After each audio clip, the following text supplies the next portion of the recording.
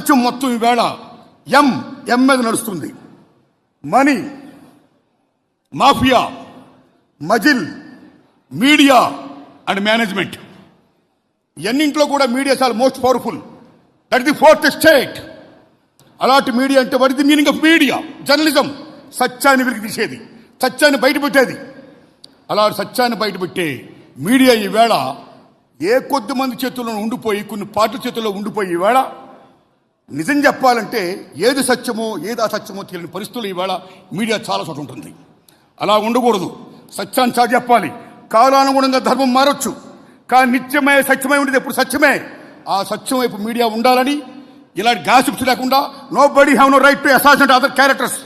అలా లేకుండా, అలా చేయకుండా, ఏ పొలిటికల్ పార్టీస్ వస్తుంటే వాళ్ళకున్న పేపర్లు వాళ్ళనే ఒక బాగా చేస్తుంటే మీ మొత్తం మనుషులు ఓటేసే ముందే డీమోరలైజ్ చేస్తూ వాళ్ళ మైండ్ సెట్ని మార్చేస్తూ అనేక రకాలుగా ప్రోలో పెడుతుంటే అదే మీడియా అవుతుందండి. అలాంటి మీడియా కాదు. అలాంటి మీడియా కాకుండా ప్రజల పక్షంగా సత్యం వైపు ఉండాలి.